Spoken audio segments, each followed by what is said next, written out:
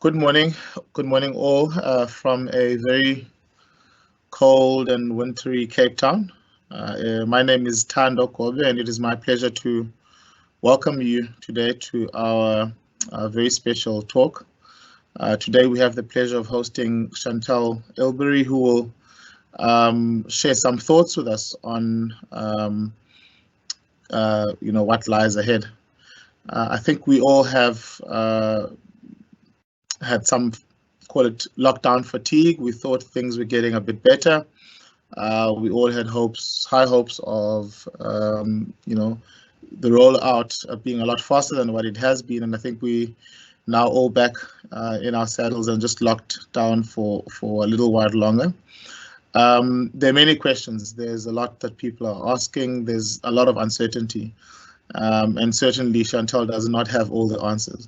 But what she does have is some thoughts on how we could go about thinking about the future and some scenarios that she's going to take us through. So I think very important and enjoyable topic that we're going to be exploring today.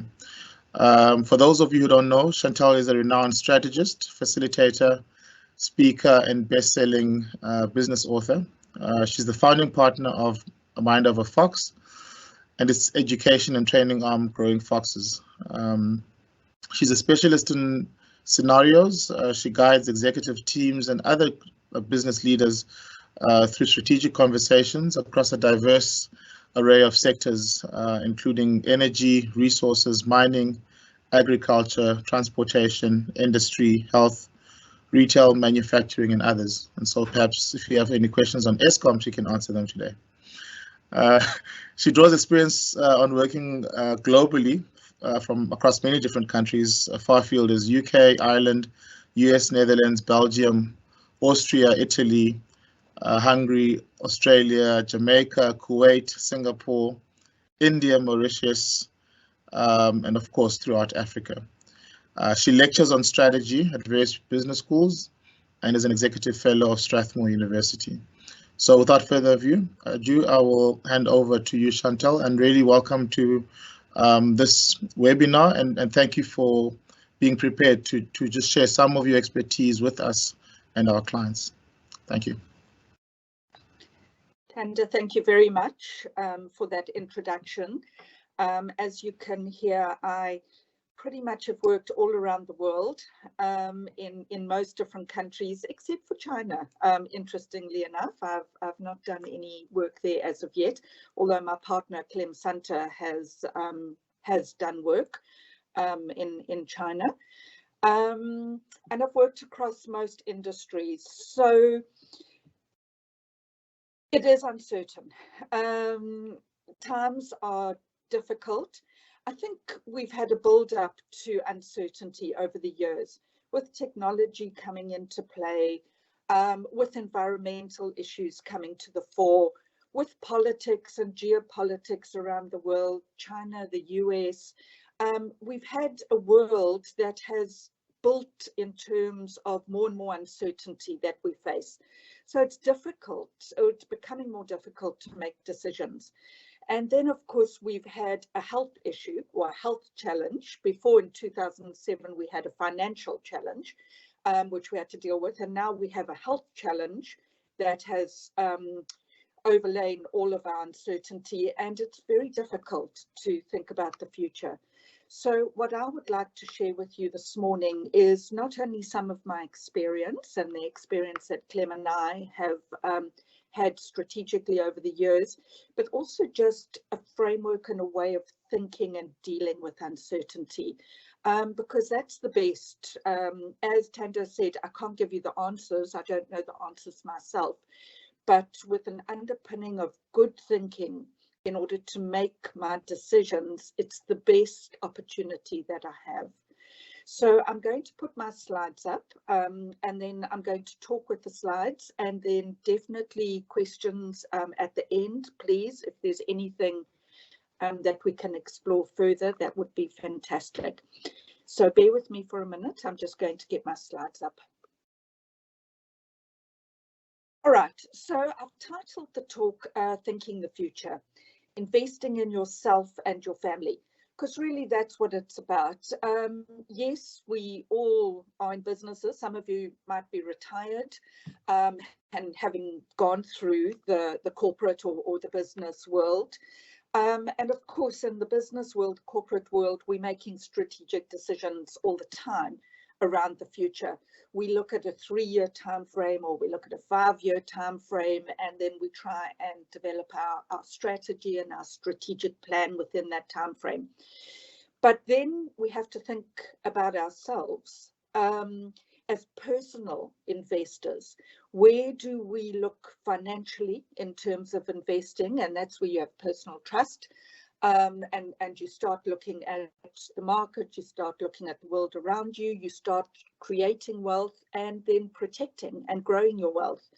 But it's not only a financial investment in yourself and in your family for the future, it's also health investment, wellness, well-being investment, education, so that you're able to be effective and productive into the future, again, for yourself and for your family. And that's where some of the angst comes into play, because in such an uncertain world, there are decisions that you need to make. Do I stay in South Africa? Do I stay in the Cape? I was recently reading a lot of people are semigrating from Gauteng, not that they can leave at this moment in time, down to the Cape.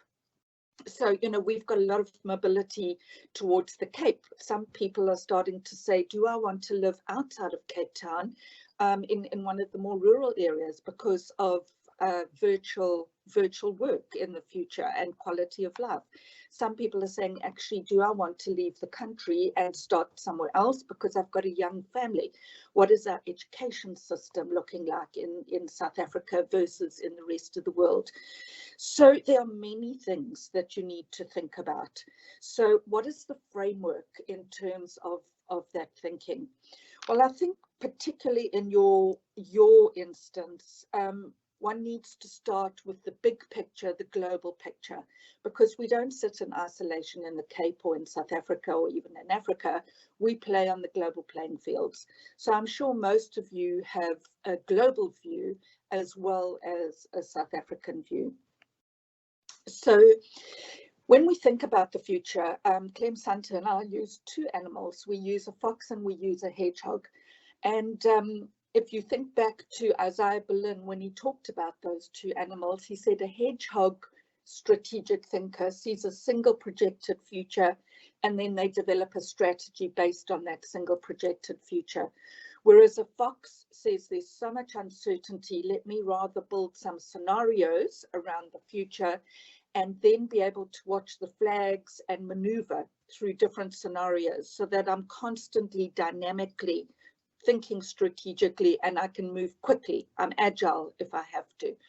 So if you think about, well, I would go as far as the 21st century, but very much in the last 12 to 18 months with our pandemic, we've had to be agile, and we've had to start thinking of that future more from a set of scenarios as to how the future can play out than a single projected future. I did a bit of work with Netcare, the hospital group, a little while ago. And as a hospital group, he said they had a strategy, obviously, before they went into the pandemic. And in March, there was the level 5 lockdown, and then everybody thought, well, it'll last a certain period of time, then we'll start coming out, level 4, level 3, level 2. By the end of the year, we'll be back to normal. So they adjusted their strategy in the beginning of the pandemic. And by the end of the year, by December, he said, even the adjusted strategy is not working. He said, I now need to think of the next 3 years through a set of scenarios. It's the only way we're going to be able to strategically make decisions, tactical and strategic, going forward in the next 3 years. So that single projected future, the hedgehog thought or way of thinking, is quite high risk at the moment. So the fox says, let's have through a set of scenarios. So let's look globally, first of all. When we look at the global world around us, and I would take these scenarios to the next 10 years. We're sitting in 2021, and a lot of people have a time frame. Certainly some countries have a vision to 2030 as does South Africa. So if you look at the next 10 years, there's been a lot of talk about this next decade and how there's going to be a lot of innovation, there's going to be a lot of change in the next decade. Well, if you have a look at it from a global perspective, we could also say two key uncertainties in the global environment are whether we're going to still be in this one world, which is what we know as a globalized world, a highly integrated world, or are we starting to see the cracks and we're starting to become a far more divided world? China, the West and the East, more divided. BRICS, we're part of the BRICS, more divided. So we're starting to form these regions and these blocks that are starting to protect within themselves. So a globalized world, one world or a divided world, certainly in the next 10 years is going to come into play. And that'll have repercussions for where we're going to see economic growth, the mobility of people, where jobs are going to be, and how easy it is to actually move. And then, of course, the other thing in the next 10 years is whether we're going to go into global growth again or whether we're actually going to go into a global recession. So 4 global scenarios at play. Best case scenario, in the next 10 years, we go to a new balls, please. And I think that's driven by technology. So the key driver there, we've already seen it because of the pandemic, COVID-19. We've seen a far more rapid uptake of technology than we would have seen a year and a half ago when we were talking about the 4th Industrial Revolution. So it's not only an uptake of technology in communication sense, as we are talking together now, it's also automation in the workplace, looking at perhaps fewer people, because now we're looking at health issues and well-being. So we're looking at automation. In the mining sector, we're looking at mechanization. So Sorry, Chantell, this is Tando. If your slides are moving, we can't see them on our side. Are you on the global scenarios? No, we're still on the, so what I'm seeing here is the front, is the title page. Yes, now we're in global scenarios, thank you. Thank you. Please keep stopping me if it's slow. Yes, and to everyone else, if you have any questions, please type them in the chat box. We will deal with the questions later, but please do type them as we go along. So that we are aware of them and can deal with them. Thank you. Thank you. All right. So as I was saying, that new balls please scenario will be driven by technology, but I think at the moment, certainly I would say in the next 5 years, it's not a high probability of a scenario playing out. Hard times scenario, we did see it after the financial crisis in 2008, where the world did go into a hard times scenario and global recession. We then moved out of that into the bottom right scenario, the UV scenario. And at the time, we talked about it from an economic perspective, almost the 2-speed scenario, where China went back into growth after the financial crisis. Africa came back onto the playing field because it was supplying resources to China. And then you had countries like Europe, Japan, etc., with very low growth, still in a U. But I think that scenario is now, instead of standing for UV in economic terms, it's going to, into the next at least 5 years, look at the unvaccinated and the vaccinated. And that's going to be where the division comes in that scenario. And that's going to lead to a divided world where there's some growth, where those are vaccinated and protected. There'll be mobility within that grouping of people. And then, of course, the unvaccinated, pandemic number 3, number 4, number 5 in terms of the waves coming into play. And of course, there is a possibility in the next 5 years that we do go into another global recession, because there's a lot of debt in the market. There was debt before the pandemic, and the amount of money that's come in with the pandemic has actually been I think it's up to about 10-fold versus what came in with the financial crisis in terms of stimulus. So we are sitting in a world where there is a lot of debt. and a fork lightning, an economic collapse, could actually be a potential scenario that plays out. So within this, one would be looking at what does it actually mean across those 4 scenarios. So in the New Balls Please, skills will be able to come from anywhere. So if you're starting to say, well, where do I want to live? Because of technology, we can now start to say, I don't physically have to go into that particular space unless I'm in mining or manufacturing, etc. So a New Balls Please scenario will bring out a live from anywhere and growing economies. And the main thing is human capital can be pulled from anywhere. So it will make it more competitive, but it will also make it easier to be sitting in different places. If you have a look at hard times, you're probably seeing wealthy downscaling. You're looking at smaller properties. You're looking at a little bit more around protection of wealth and well-being versus growth in a hard time scenario.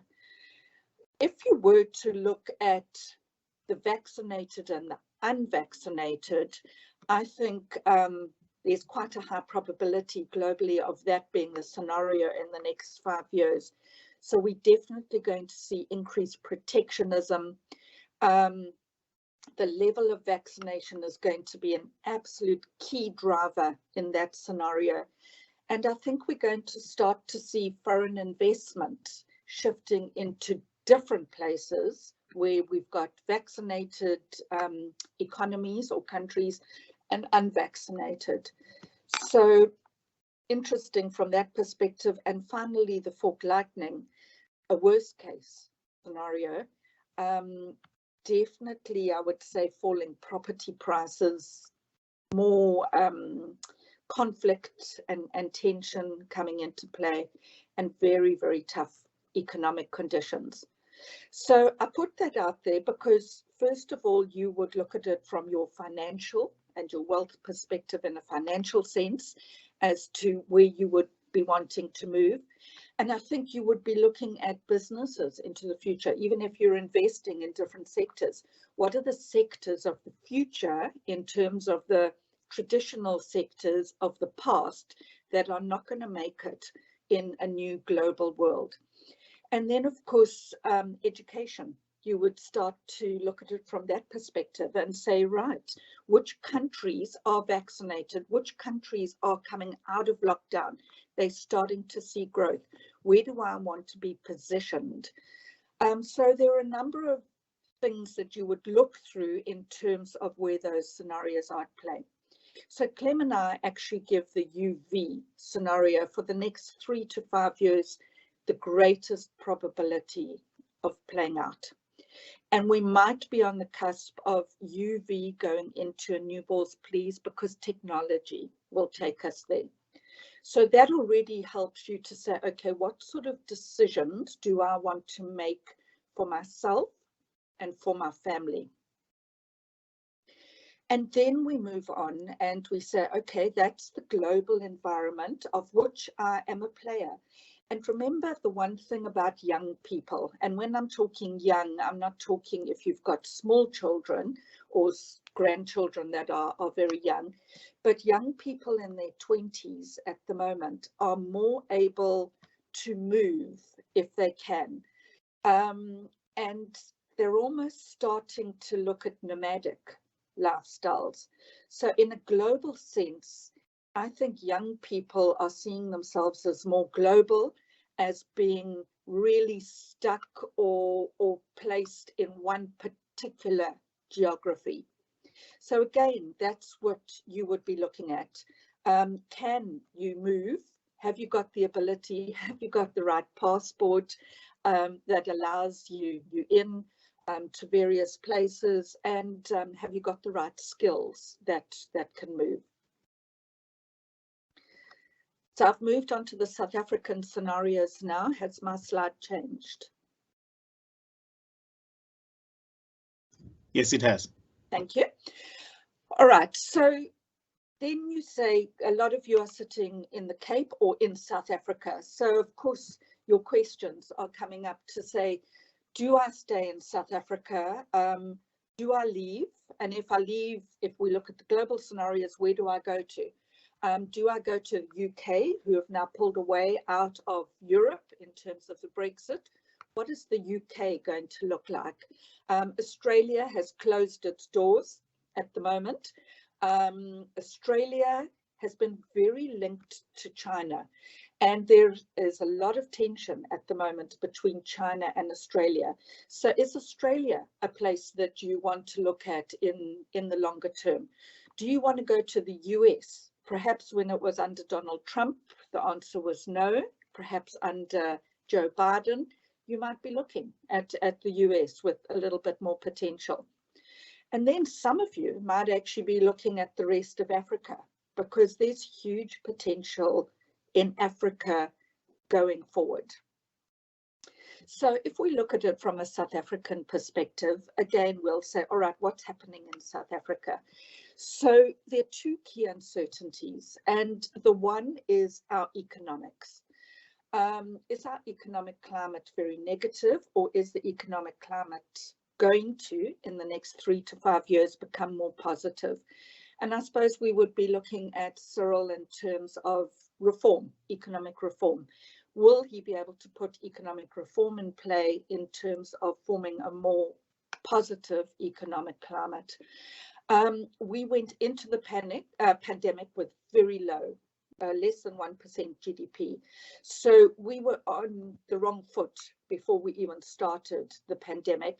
And hence, going back into lockdown level 4 is really a balancing act between lives and livelihoods, because we can't afford to lock down our economy as the UK have actually done, and Australia have done in the last 5 or 6 months. So we're playing on a very fine line across the economics. And then the other thing in the South African context is our social cohesion. And it's a very important one. It's less tangible, but what is our relationship within government, within the ANC? And we've already seen factional fighting there. What's the relationship between government and business? And there's a lot of mistrust in that relationship. And then what's the relationship between government, business, and society? So our level of social cohesion is actually slipping in South Africa from something that was perhaps potentially quite high to something that is falling to a much lower level. So what are the scenarios for the next 3 to 5 years for South Africa? And one would look at that best case scenario and say, Nkosi Sekelele, you know, we talk about an inclusive economy, we talk about economic reform, but we would need a high level of foreign investment also coming in, because we've got a low savings rate. So we can't use our own savings for domestic investment. So we're sitting with requiring foreign investment. To Tando's point, I have no answer about Eskom, but electricity and water are critical elements if we're wanting to get long-term investment. And then we all talk about a South African lifestyle. And I agree, we have a lovely lifestyle in comparison to some other countries. But then we have to start saying, is it an open economy? Is it inclusive? Is there potential for our children and our grandchildren to actually move into this type of scenario? The next scenario that's at play is Solidarity Fund. And Clem and I put this in because in March last year, our social cohesion was high, level 5. Everybody was, yes, we pro Cyril Ramaphosa going into lockdown level 5. We put 500 billion into the economy. We had a solidarity fund, even though our economic climate was negative. But that 500 billion has been questioned as to where it's gone. We haven't been able to support our smaller businesses, And certainly small businesses have struggled, and we're starting to see medium businesses struggling. The big businesses at this point have still got deep pockets, so they've been able to survive. But I don't think that the Solidarity Fund has lasted, because our social cohesion is starting to drop. So some people actually feel we are on the cusp of Solidarity Fund and free fall at the moment. So the question is, in the next 3 years, will South Africa go to mind the gap or Nkosi Sikelel? Because we've got the ability with economic reform, and it is in our hands to put some solid stakes in the ground and some decisions to try and move our economy and start to look for economic growth. But should we go to mind the gap scenario, we're going to start to see the haves and the have-nots. We're going to start to see those that have been vaccinated and those that haven't been vaccinated. We're going to start to see some enclaves. So now you start to say to yourself, all right, do I want to live in this lifestyle? My children are going to a very good private school, because government schools, the quality is going down in terms of education. Do I want to stay in this bubble with a private school, perhaps looking at UCT or Stellenbosch as my universities of choice? Or do I want to start moving them into another system?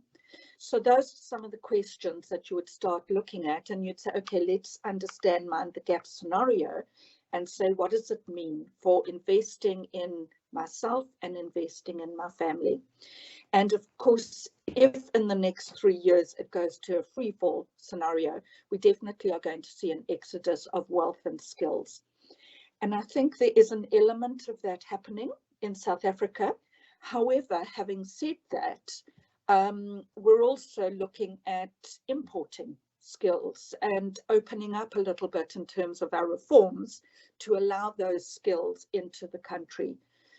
I think security will become a really key issue in a free fall scenario.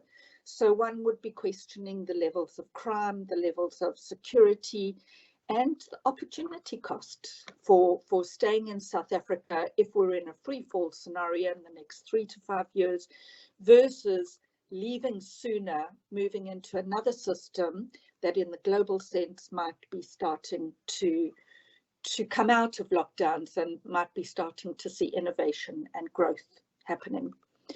So South Africa sits probably between Solidarity Fund and free fall on the cusp, with the potential to either go down into free fall, to mind the gap, or a bit of an outlier at the moment into Nkosi Sikelel, an inclusive scenario. So those are the things that you would be looking at. And I want to just put something else in play. I did work recently with the healthcare sector in South Africa, because absolutely top of mind is vaccines and being vaccinated. And one of the reasons we might be in the third wave and back to a level 4 lockdown is the slow rollout of our vaccines. So in the next 3 years, we need to have a look at our health. And out of interest, when you have a look at top countries, there are a number of things that drive success and prosperity in a country.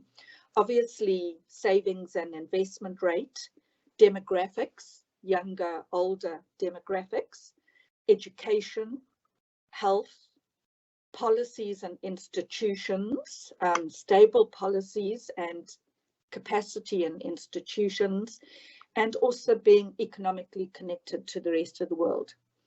And I put that in place because actually one of the key things is health. And in the South African context, we sometimes think, well, education is more important than health. But in the global context, health actually has got a very high weighting in the prosperity of a country. And if you look at health, it's because if you have got a healthy nation, you've got a productive nation. If you've got an unhealthy nation, but a great education system, well, you know, what does that do? It doesn't do anything, because you've got nobody actually able to be productive. So in the South African context, I think you would also in your decision making just want to look at the vaccination. So will we achieve herd immunity in the next 3 years, or will we in the next 3 years be in a perpetual pandemic? And we also have a private healthcare challenge with NHI, National Health Insurance, coming into play.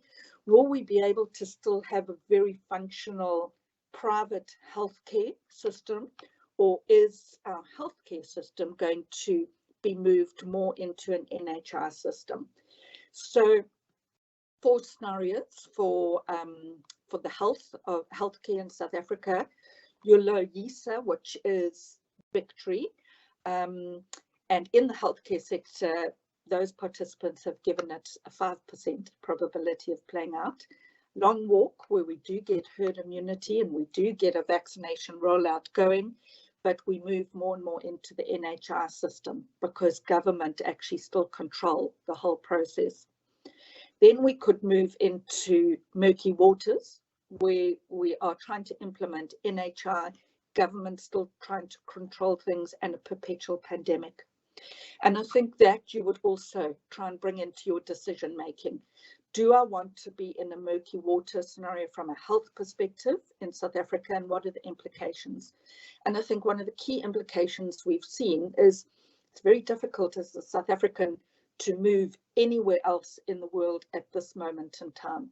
And if we're looking at mobility being curtailed for the next 3 years, we are starting to say, well, what does that mean for myself and my family?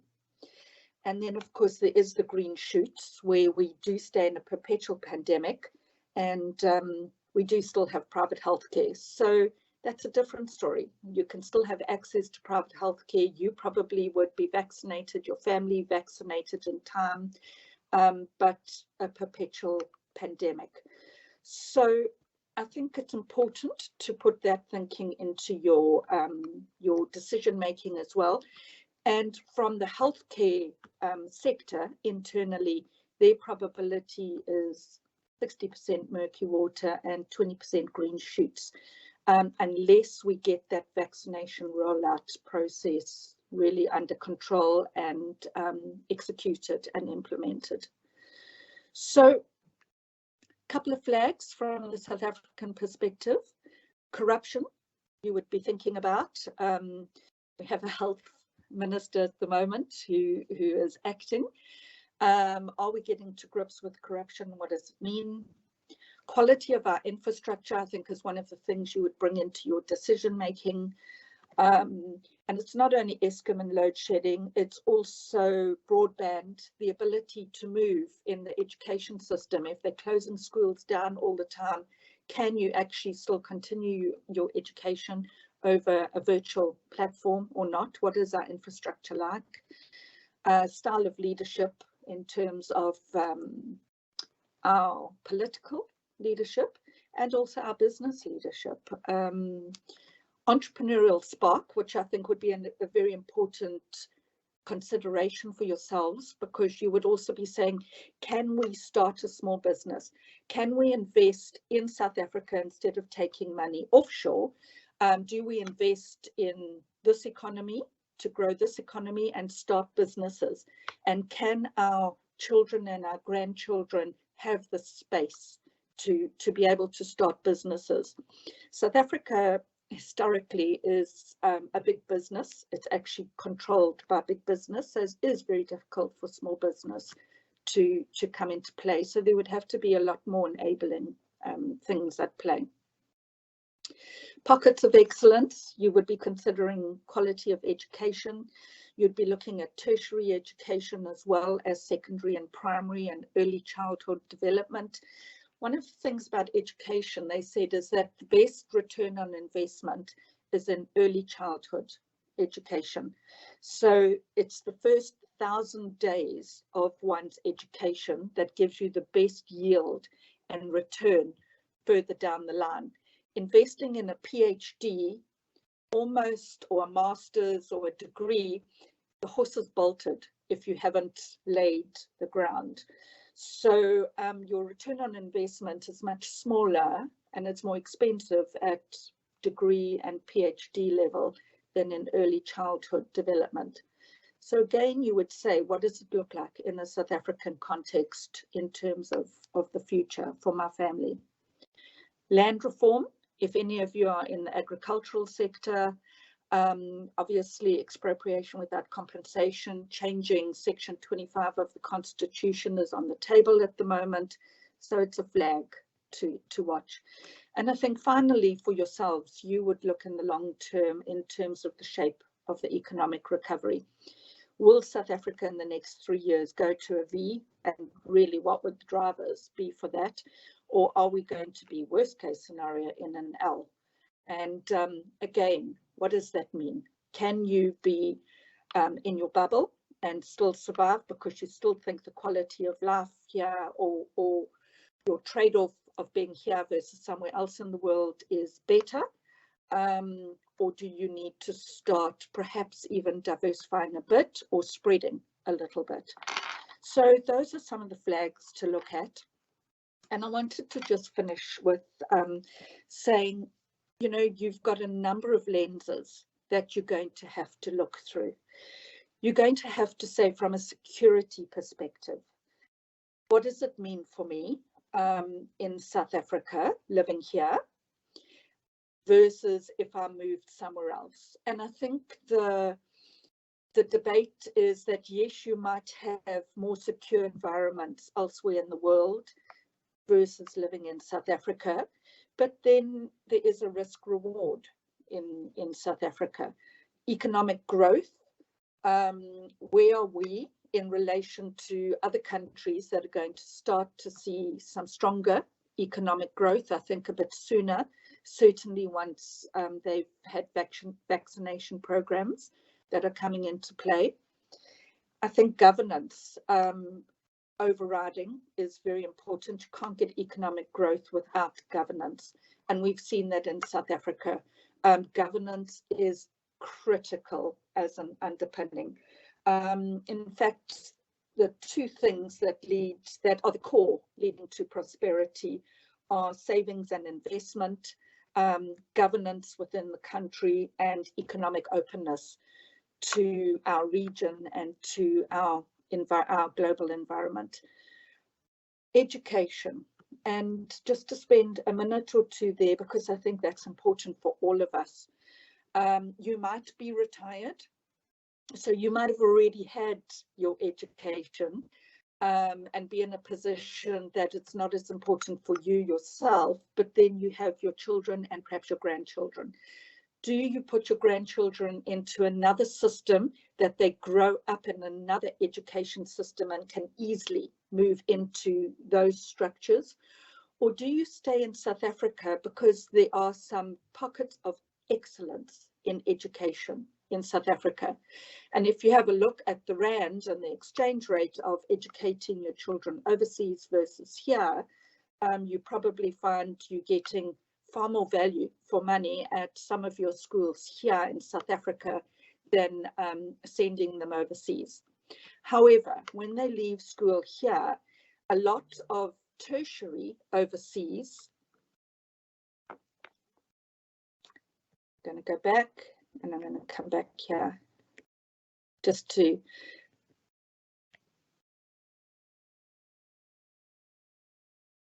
all right, is my okay, are we on? All right. Yes, we're seeing the South African flags.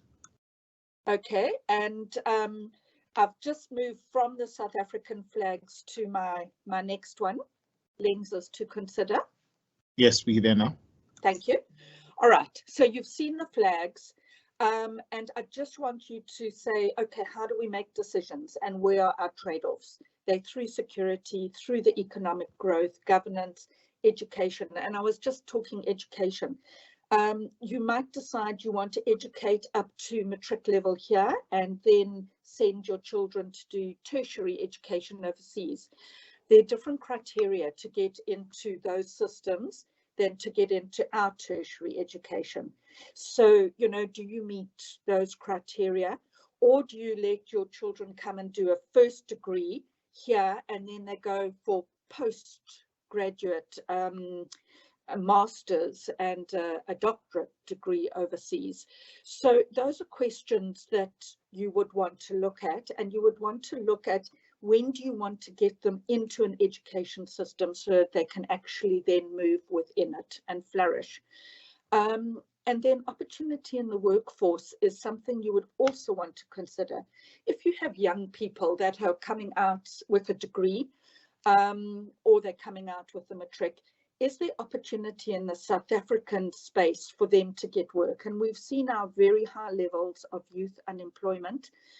And contrary to that, and I was looking recently at the UK in particular, and in Australia, opening up their economy, apparently the opportunity for young people is huge. So perhaps one might want to look further afield in South Africa for our young people in order to get the experience that they need if they are able to go further. Or do they stay in the South African context? Do they then go into developing their own small businesses? Is there space here for that? So I think opportunity in the workforce, and especially because we're in the fourth industrial revolution and technology and young people are far more technical than older people, one would start to look at that. So global scenarios, you need to try and assess where and what's happening. The South African scenarios, put them side by side and then look through these different lenses. And that is how you're going to make your own decisions. It's not one size fits all. You all have different contexts. So, you know, you would all need your own framework to say what is best for me. And I've moved on to the next slide, the core elements of a fox. Shout if you can't see it. Just the framework that you would have to think through yourself. You would need to be aware of what's happening. You would need to gather your own intelligence about the next 5 to 10 years and say, really, what are the certainties and uncertainties of living in South Africa versus looking elsewhere in the world through those lenses. You would need to be looking at your own set of scenarios. What are your scenarios? Whether it's about staying in South Africa, whether it's about the option of one scenario leaving versus South Africa, weighing up the pros and cons and looking at your options and where you need to put those trade-offs. So not only, as I say, from a financial perspective, but also from education, security, quality of life, property as an asset. Do I still have value in those assets in South Africa, or do I want to look elsewhere in terms of making decisions? And then finally, reflecting on your own meaning of winning. What for you in 5 or 10 years for yourself and for your family would be a meaning of winning? Would it mean you all want to be together, in which case you don't want to spread the family far and wide? Would it be that you don't mind spreading because you can move and you are all mobile, and you're looking at education as being the key aspect in terms of your meaning of winning? Because sorry, Chantell. Yeah, it hasn't moved again to core elements of a fox. Okay, let's. There we go. Yes. No, not yet. Okay, let's press it again. Now it's on the shoulders of giants. Okay, let me go. Where can you see that? Core elements? No. There we go. Whoops. I think it's just a bit delayed. Something there. Core elements. It's on lenses at the moment. Sure. Okay.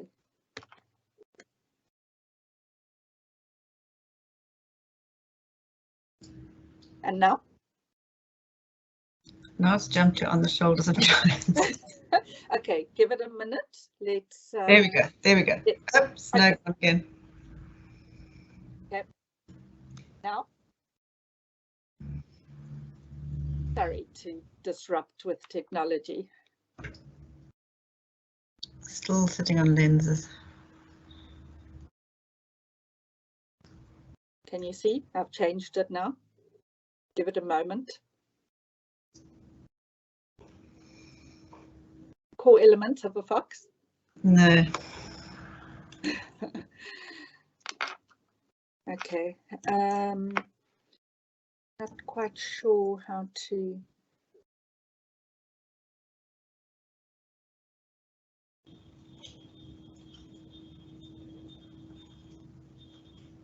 There we go.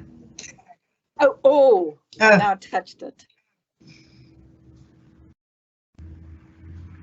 Okay, wait, just give me 1 sec. I'm going to touch, I'm going to leave, and then you must say, there you go. There you go. Okay, all right, don't touch.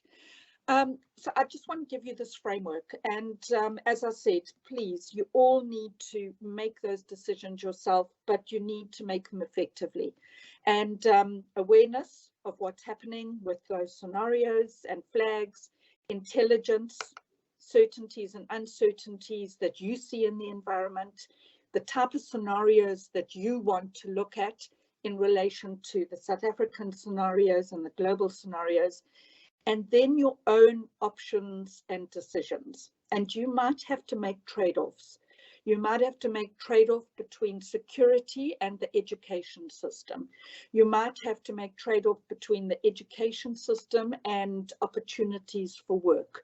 So you need to be able to look at them and say, right, what is best for my family?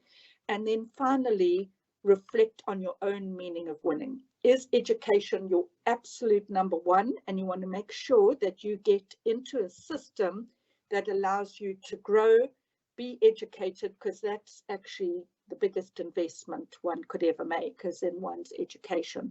And that is long term. Or is it that you want to keep the family together? So what is your meaning of winning? And that informs the type of decisions that you're going to make. So that is, for me, the framework. Instead of just sitting amongst a sea of uncertainty, noise coming at us, and trying to make decisions about our future, give yourself this framework so that you can hook some of those pieces of the puzzle in and start saying, right, what does it mean for me? And then with more confidence, you can start making these longer term decisions. And they're not so knee-jerk in terms of the short term. So has the slide moved to the next one? Yes, it has. Okay, I'll leave you with this. It's about good thinking. It underpins thinking the future. Pierre Wack said, take the blinkers off. See what's happening around you. Don't be narrow-minded. Isaiah Berlin said, think like a fox, not a hedgehog. Charles Darwin said, be adaptable. Don't be concretized in your thinking. Be agile, be adaptable. Karl Popper, who was a philosopher, also said there are clocks and clouds. There are clocks that are predictable things happening in the environment that I can work with. And there are clouds that I don't know what's going to happen, and I've got to build some scenarios. So work with predictability, certainty, and some scenarios. And then remember, ultimately, David Hume, reason is the slave of passion. So sometimes we make decisions that are not evidence-based or well thought out, but they are based on emotion. And be very careful that it's only emotion. David Hume did say the two things go together. Can't only be evidence-based, but it also can't only be emotion-based. And then Socrates, a life of questioning. Question your assumptions. We've had assumptions in the past about, well, we'll always live in South Africa. This is what we're going to do, etc., etc. Perhaps question those assumptions and say, well, will we always? Is there a possibility of something else? Just question it. You might go back to the same answer and say, yes, this is what we're going to do. But you might find in a world that is changing, the assumptions you held in the past no longer hold. So you can work anywhere in the world now. Skills can be anywhere and they can still work. I did some work with the JSE. They're looking for skills all around the world because they need highly skilled people. They don't only have to look in Johannesburg anymore for those skills. So, you know, just question those assumptions, think where the world's going, and start to position proactively going forward. So I've changed the slide. Yep. Okay. I want to give finally a personal account because obviously Clem Santa and I work very closely together.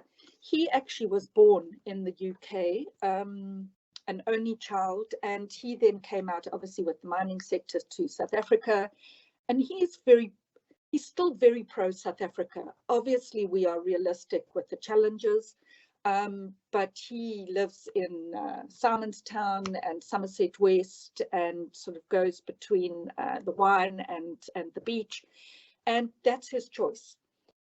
His children have moved. In fact, one's in Australia, one's in Hong Kong, one is in Ireland. In my particular case, my son finished his degree at UCT, and then he did his master's in London because he wanted to actually connect into a work environment. So by doing his master's there, he could make the connections in the UK. And he then started work in the UK. And then for him, he saw that South Africa is still a land of opportunity.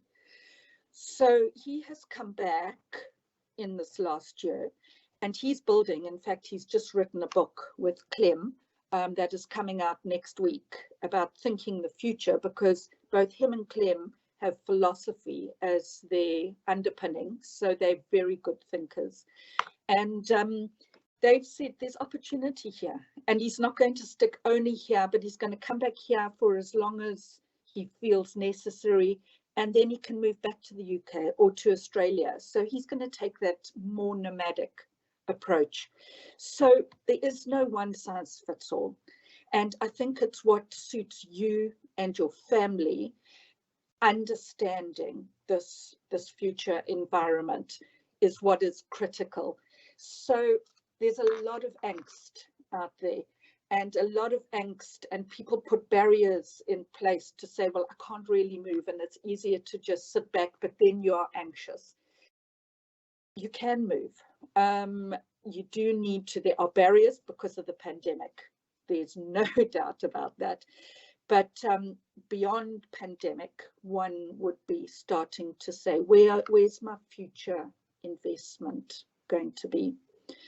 So I would like to leave you with that. May the fox be with you, and certainly not the hedgehog. And I'm very open to questions. So I'm going to stop sharing.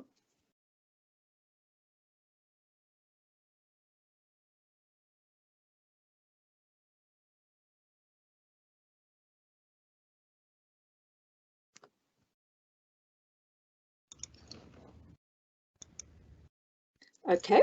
Thank you, Chantell. Thank you for that. We're seeing you now. Apologies to everyone for the technology glitch, but really, I think that's the unpredictable world that we live in. So I'm looking at the questions, but maybe let me ask a question that I have, talking about scenarios. We saw this morning that the Constitutional Court has handed Jacob Zuma 15 months in court. Do you have any insight as to what happens next? I didn't hear that this morning. I was preparing for this. So he's been handed 15 months in jail. Is that correct? Is that? Well, that's the sentence, yes. That's the sentence. It will be interesting to see if it's implemented or executed, because, you know, one of the things we do here is we make decisions that actually never get executed. So that will be an interesting one, and I think good. It's a move in the right direction. And if I go back to the corruption story, I think far more cases need to come to bear in terms of what we're doing. So yeah. Yeah, no, I know you're not a political analyst, so that's probably not in your forte, but something that's interesting while we're talking that's developed. Certainly something we'll all be watching over the next few days, as you say, to see how it gets implemented and what the next steps are. We do have a question here from Anonymous. And it reads as follows. Personal circumstances are perhaps the biggest influence on decisions, no matter what the scenarios that unfold. If one is unable to move from a country, or this country, I guess, how does one make the best of the potentially horrible scenarios you have laid out? So I think there's two parts to that question. One, and I guess this client is feeling that the scenarios aren't too encouraging that you've laid out. I'm certainly not sure that's what I read, but perhaps you did focus a lot on people leaving the country. I think the question now is leading you perhaps to saying, you know, what if that's not a possibility or reality for an elderly person who's not looking for, you know, to move because of skills? You know, what should they be thinking? What should they be doing? Yeah. It's a very good question, because, you know, personal circumstances dictate, and not everybody can leave. Either you haven't got the capital, or you know, you're retired, so you can't move into another system and get a job, and you can't retire somewhere else. Or even in the healthcare, you know, I work with some doctors who've put huge capital outlay into machinery or into their practices, and they can't just up and go.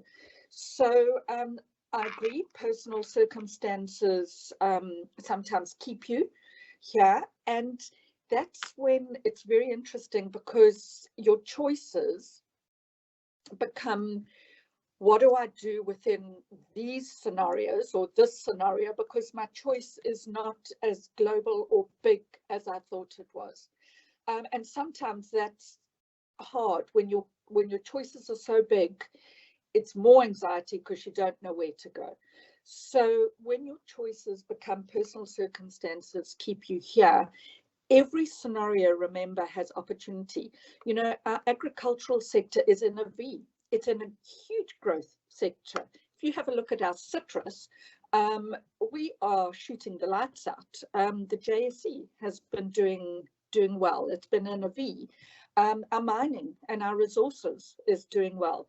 So it's not all doom and gloom. Hospitality, no. Tourism, no. But there are shoots here in the South African context. And I think then you start to say, all right, what are my key things? It is perhaps education for my children. So then you start to find, where can I live? Where are there still good schools, which there are fantastic schools? Or where do I have to be near a healthcare because I'm retired and I'm worried about my health? Am I near something? Am I on medical aid that can still cover me? So you start to look at your choices from that perspective, based on your personal circumstances and your context. Thank you. Thanks for that. I have two more questions here that I'd like to share. The first one is, thank you for your wonderful talk. I was wondering if you could offer any insights into the future of freelancing, of the freelancing economy, particularly for millennial professionals that are starting their careers. And then the second one, I'm just worried about time, I'll deal with both now. Asks, which of your books would you most recommend as a guide to scenario planning, as you've done in this presentation? Okay, so freelancing, I think that's becoming, especially for millennials, I think that's becoming actually a key element. I think going into a particular job a job for life, 8 to 5, going into a physical space, working your way through the ranks, I think in and of itself is starting to change. There are very few jobs out there. Automating, artificial intelligence, digitalization is changing the world of work anyway. And so I see freelancing in the world of work, especially for young people, but for all people, actually being a way into a system, and it's a lot more agile. And freelancing means you can actually do a number of things at the same time. You can aggregate a few skills that you have and do a little bit of freelancing here, a little bit in another sector, something else. And I think that that is the way to go. So personally, I think that's a positive space, and a space that people should be looking at rather than trying to get a set job, you know, in an organization now. And then secondly, the other question, or Tanda, what was the second part? It was about a book. Which of your books would you recommend? Yeah. Okay, so two things. First of all, Thinking the Future is actually going to be out on the shelves at Exclusive at the end of the first week of July. That's in about a week's time. And it really is cutting edge about good thinking, about using scenarios, about looking at those giants and how to think well. So that would be my first choice, because it's into the future based on the pandemic and everything that's happened, how to deal with uncertainty. And then from a methodology perspective, if you're wanting to actually get the process of building scenarios, then the Fox trilogy is the other book that deals more with process methodology, if you want to go from that perspective. All right. I did say 2 more questions, but there is a number of questions that have just come through. I'll pick one, then we can close it. Apologies again for to those who were not, who have submitted questions that we're not able to cover. Certainly, if you have any other questions around investments, the trust, your trust officer can definitely answer that, or send us a message here with your name, because a lot of people are sending messages by anonymous, and we can get hold of you and sort of deal with questions that may remain after this. But the last one I want us to deal with is that it seems, the question reads, it seems that the split between vaccinated and the unvaccinated world is a long way off. I suspect the person's trying to say that the gap, the closing of the gap between the vaccinated in the world and the unvaccinated is a long way off. So for the unvaccinated, what happens in the near term? Will the unvaccinated part hold global growth back? Yes, I think because there's another element to put on top of that. So the vaccinated and the unvaccinated, but if we start to see mutations, so for example, we've now got the Delta variant, and then we could start to say, well, our vaccination program, does it actually deal with these variations that are starting to emerge? And if we don't vaccinate quickly enough, we allow those variants to start playing out. So it's not only between vaccinated and the unvaccinated, and I think that gap, to bring that gap together, unfortunately, I think is going to take quite a lot of time. I would even put a 3-year, if I had to put a time frame, 3 to 5 year time frame. And what's going to happen in the unvaccinated, we're going to go from one wave into the next wave. And unfortunately, in the countries where it's unvaccinated, that's when you can't really keep using the strategy of lockdowns, because livelihoods almost become more important. And one has to start then saying, right, we have to deal with the health and look at it in relation to the economy. So I see at least the next 3 years that gap being a problem. And of course, we talk about the developed world hoarding and vaccinating themselves first. In a sense, there is a protectionism that has now started to emerge, non-economic protectionism, a protectionism about the vaccines and the rollout. So that protectionism, I think, is going to continue. And if one was to look at overall global growth, yes, I think it's going to inhibit the ability for the global environment to reach the type of growth it needs, because we're not open in terms of the US, China, who are the two key drivers of our global growth anyway. So, yeah. Well, we've been going off for just over an hour. I think it's time to bring this session to a close. Chantell, thank you again. Once again, thank you very much for spending the time with us this morning and just sharing your expertise with us and our clients. Quite clearly, you've thought about all of these scenarios quite deeply, and certainly enjoyable for us to just understand just some of the differences, different techniques and the nuances that are involved in some of your work. Thank you to everyone who has stayed with us and stayed the course. I see a few people, that have dropped off, but certainly thank you, and we do hope it was interesting. Please do give us feedback. It's important that we continue to learn from these things, and certainly apologies again for the technological glitch and hiccup. Lastly, thank you to both Belinda, who's our marketing person, and for putting all of this together with Balash, who's in the background and making sure that it all works.